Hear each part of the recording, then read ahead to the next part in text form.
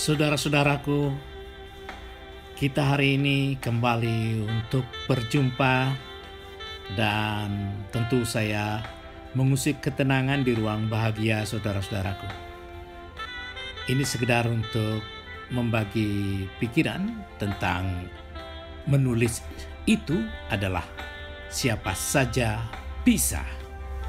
Jadi menulis itu bukan hanya dimiliki seorang orang, tapi semua bisa.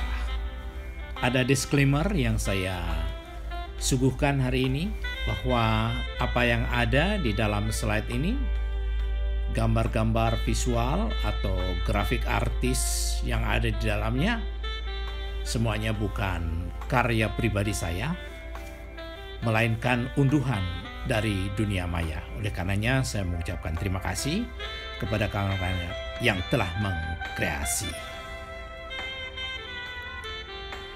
Nah, memang kita memiliki kelemahan di dalam literasi. Menulis itu seperti hobi. Menulis itu seperti sesuatu yang tidak mungkin terjangkau. Sebenarnya hal ini tidak demikian. Setiap orang memiliki etos, setiap orang memiliki suatu cita-cita. Tetapi kalau itu didiamkan saja, semuanya tidak bisa diwujudkan. Oleh karenanya pada kesempatan ini mari kita untuk memecahkan persoalan ini, bahwa kita bisa. Ada adigium yang mengatakan kalau kita berkeinginan, Tuhan akan memenuhi asalkan ada tersimpan dalam hati kita cita-cita untuk bisa. Nah, persoalan menulis sebenarnya adalah cita-cita untuk bisa. Ingat bahwa cogito ergo sum dari pikiran René Descartes. Kita kalau tidak menulis, siapa yang akan mengenang kita? Kita akan sirna apabila tidak ada sedikit pun literasi dari apa yang kita kreasi. Disinilah kita akan kehilangan jati diri kita jika pada saatnya tidak dikenal dalam kehidupan. Seperti halnya penulis yang gaik, yang sangat luar biasa, Pramudya Anantatur mengatakan bahwa kita harus mampu mengaplikasikan apa saja untuk dikenal. Ini tulisan Peter Elbow, everyone can write. Jadi setiap orang itu pasti bisa menulis. Hanya adakah tekad untuk melakukannya? Setiap orang bisa menulis apa saja. Jangan takut menulis. Jangan takut salah. Jangan takut ejaan yang disempurnakan. Jangan takut dibicarakan orang. Kita berani melangkah. Kita tulis apa saja yang ada di dalam diri kita. Nah, agar sukses harus mampu mengusir pikiran-pikiran yang menghambat. Ada pikiran-pikiran yang menjadi kendala kita untuk tidak melakukan apapun, terutama di dalam menulis. Ini yang harus kita singkirkan dan kita menuju ke ruangan yang lebih baru lagi setelah menyingkirkan beberapa pikiran penghambat itu. Seperti halnya demophobia, fear of people.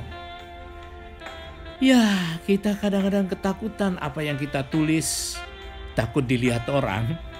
Ini hal yang kurang benar, bahwa setiap tulisan kita nanti akan mendapatkan kritikan, setiap tulisan kita akan mendapatkan makian, cemoohan, dan sebagainya. Kita tidak boleh fobia terhadap itu, dan itu adalah sangat terbaik untuk memperbaiki diri kita. Sekali lagi, usir pikiran penghambat itu. Kemudian laliophobia adalah is the fear of speaking. Jadi takut dibicarakan orang. Ya tentu kalau kita menulis akan jadi bahan pembicaraan orang lain. Mengapa harus takut? Tentu ada yang menilai sangat negatif.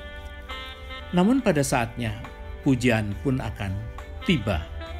Kita menunggu waktu belajar kita. Bukankah ada learning curve, makin banyak kita menulis makin baik.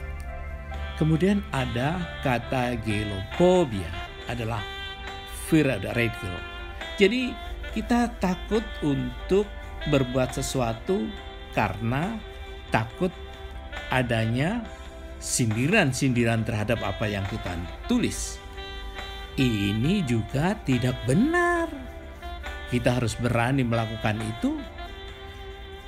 Tidak perlu takut dibully oleh seseorang. Ayo kita lakukan. Nah, menulis sebenarnya akan membuat self-confident. Kita akan percaya diri. Seperti tahapan fisik dari 0 derajat hingga 100 derajat. Jadi pertama kita menulis, pada saatnya akan meningkat dan sebagainya. Kemudian kita akan memiliki rasa percaya diri itu. Nah, pernah saya lakukan, hanya mengumpulkan kata-kata demi kata-kata saya kumpulkan menjadi kamus. Ketika itu saya juga takut.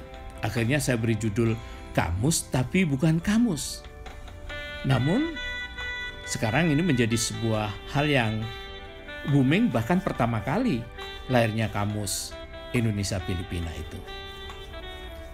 Kemudian hanya sebuah kumpulan dari makalah-makalah kita yang setiap hari kita dapat tugas apa, kemudian makalah-makalah kita kumpulkan. Tetapi kalau dikumpulkan saja kurang menarik.